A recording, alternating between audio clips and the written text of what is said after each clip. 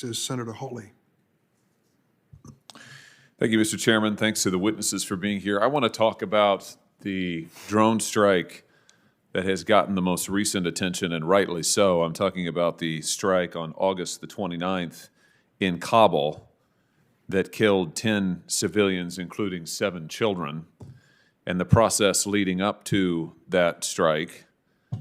Now, I understand that, I'm sure all of you are familiar with, everyone on the panel is familiar with the strike I'm talking about, aren't you?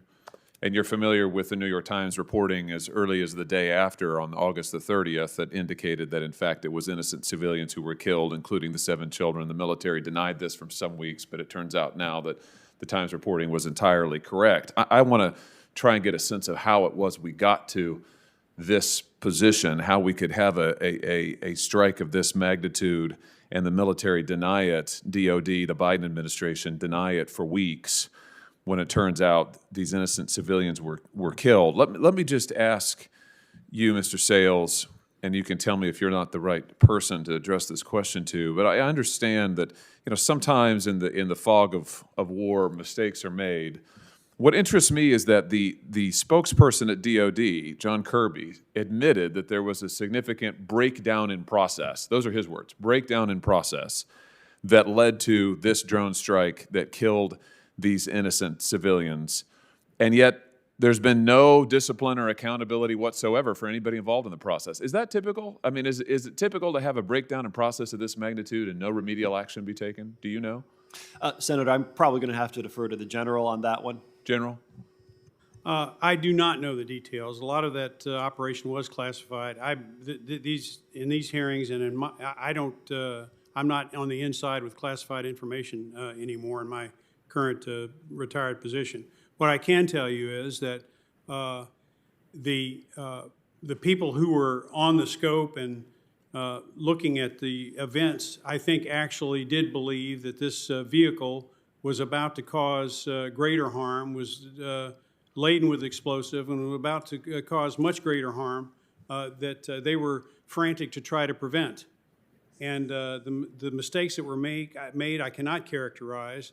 But I think the situation was one that they thought there was a very extensive threat that was about to take place. Now, that all makes sense to me, General. That makes perfect sense. Here's what's a little more puzzling. We've learned since that the intelligence community, the CIA, actually sent a warning to the military as the strike, before the strike happened, before the drone strike happened, an urgent warning. This is per public reporting, by the way, so forget what Congress may or may not have been briefed on at the classified level, but at public reporting, September the 18th from CNN, public reporting says the CIA sent an urgent warning before the missile hit the car, warning that civilians were in the car, not ISIS-K, civilians were in the car. That's in real time. So the IC is warning in real time, an urgent warning that this is the target was wrong. And as you say, General, mistakes happen. I understand that. You know, mistakes happen. Here's what I don't understand entirely. So the CIA and the IC is warning, you got it wrong. You're targeting civilians.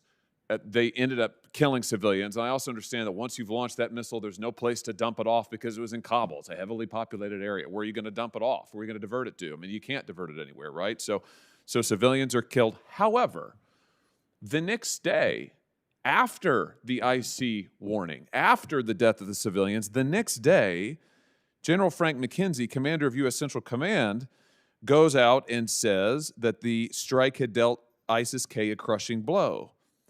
The next day, the chairman of the Joint Chiefs of Staff, Mark Milley, says that it was a righteous strike. The next day, the President of the United States goes out and claims victory for this strike. Now, what's strange to me about this is already we know that the military had been warned they'd gotten it wrong, and yet the President of the United States, the Chairman of the Joint Chiefs, all go out in public knowing this and go out and claim victory and say, actually, we got terrorists. Does that seem unusual to you? I'm certainly not in a position, Senator, to gauge the reaction. I can tell you that notice in the press that a message went out. Where did the message come from? Who did it go to? How long did it take to get to the people who were actually responsible for the engagement? All of that stuff is fog of war stuff that requires a much more close investigation than certainly I know about. Senator, I could not agree more about the need for a close investigation. And I would just say that is exactly why this Congress ought to be holding meaningful oversight hearings into what happened. These folks ought to be testifying under oath in public as to what happened. Because I suspect, General, that if we put the commander, General McKenzie, under oath and asked him in a public setting about what he knew and when he knew it, and when those who made the decision to launch this drone strike, when they were informed, I suspect we're going to find they were informed at a very early date and knew at a very early time that they'd gotten the wrong targets. And yet, you have the commander, the chairman of the Joint Chiefs, and the president of the United States out there claiming victory. That suggests to me that either there was a severe breakdown in process, and you're not informing the president before he goes out to claim victory, that in fact you may well have killed innocent civilians, or else he did it knowing anyway. Either way, we've got a big, big problem here, and we need to get to the bottom of it. My time's expired, but you wanted to say something, and then I'll yield back, Mr. Chairman. Go ahead, Ms. Shamsi. if I may,